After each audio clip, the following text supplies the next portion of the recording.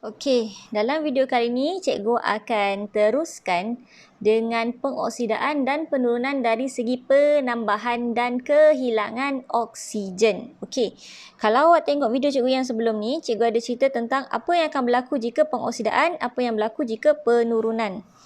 Okey, kita ada pengoksidaan. Baik. Pengoksidaan dan penurunan. Yang ini dari segi pertambahan atau kehilangan oksigen. Dan seperti yang kita tahu, pengoksidaan apa yang akan berlaku? Pengoksidaan, tindak balas pengoksidaan berlaku apabila satu bahan tindak balas mengalami penambahan oksigen. So yang ini akan mengalami penambahan oksigen. Dan manakala penurunan, tindak balas penurunan berlaku apabila satu bahan tindak balas mengalami kehilangan oksigen. Okey. Mengalami kehilangan oksigen. So, dalam video kali ini cikgu akan tunjuk contoh macam mana kita nak kenal pasti yang mana satu tindak balas pengoksidaan dan yang mana satu adalah tindak balas penurunan. Okey, contoh yang cikgu nak bagi ni simple saja. Okey. Contohnya, okey. Kita ada magnesium. Magnesium dalam keadaan pepejal. Dan kemudian kita tindak balaskan dengan karbon dioksida, CO2, dalam keadaan gas dan menghasilkan magnesium oksida dan juga karbon. Magnesium oksida dalam keadaan pepejal dan karbon dalam keadaan pepejal. Okey. Tindak balas ni seimbang tak? Tak. So, kita kena seimbangkan dahulu. Nak seimbangkan, kita tengok magnesium, oksigen ada 2. Magnesium, kat sini oksigen ada 2. So, kita letak 2 kat sini. So, magnesium ada 2, kita tambah 2 dekat sini. Ada lagi ke? Tak ada. Seimbang dah. Okey, persamaan ni dah seimbang. Jadi, kita nak kenal pasti yang mana satu akan berlaku pengoksidaan, yang mana satu penurunan. Okey, kalau kita tengok kat sini, kita tengok yang magnesium dahulu, sebelum dan selepas. Sebelum selepas. Okey. Magnesium jadi magnesium oksida. Okey. So kita tengok kat sini, pergi dekat sini. Nampak tak apa yang berlaku? Daripada magnesium, magnesium jadi magnesium oksida.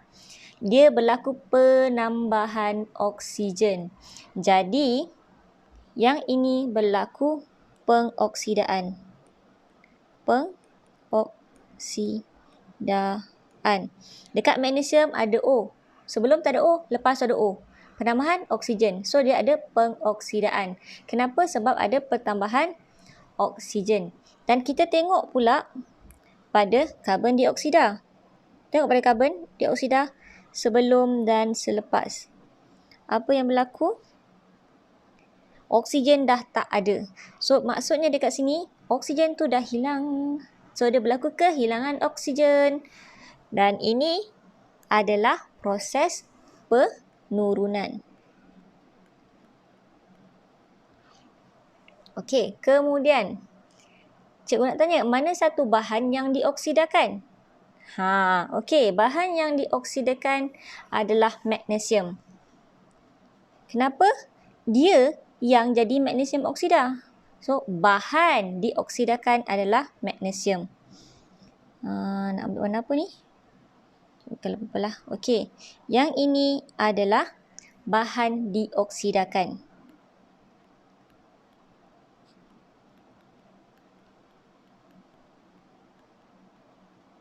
Ini adalah bahan yang dioksidakan. Manakala yang lagi satu ini akan jadi bahan yang diturunkan. Sebab dia berlaku penurunan. Dia adalah bahan yang diturunkan. Bahan yang diturunkan. Kemudian kita tengok ejen pula. Okey, ejen ni satu je. Macam mana kita nak kenal pasti yang mana satu ejen, yang mana diturunkan, dia adalah ejen bagi lagi satu tu. Okey, contoh. Magnesium adalah bahan yang dioksidakan. Jadi, dia adalah ejen penurunan bagi karbon dioksida ni. So, magnesium adalah ejen penurunan. So, sesuatu yang berlaku kepada seseorang, mesti ada ejen, mesti ada kerja orang lain. So, bila dia dioksidakan, yang sebelah tu adalah ejen dia. So, maksudnya kat sini karbon dioksida adalah ejen pengoksidaan.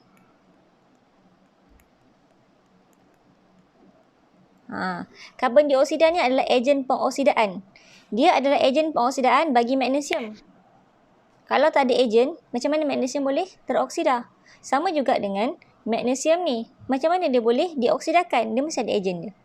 Kalau untuk karbon dioksida, macam mana dia boleh diturunkan? Mesti ada ejen dia.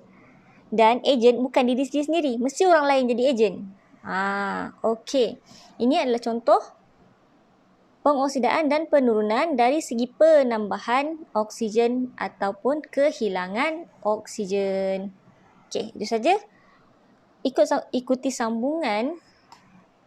Lepas ni kita nak tengok daripada segi pengoksidaan dan penurunan dari segi penambahan dan kehilangan hidrogen pula. Okay, stay tuned.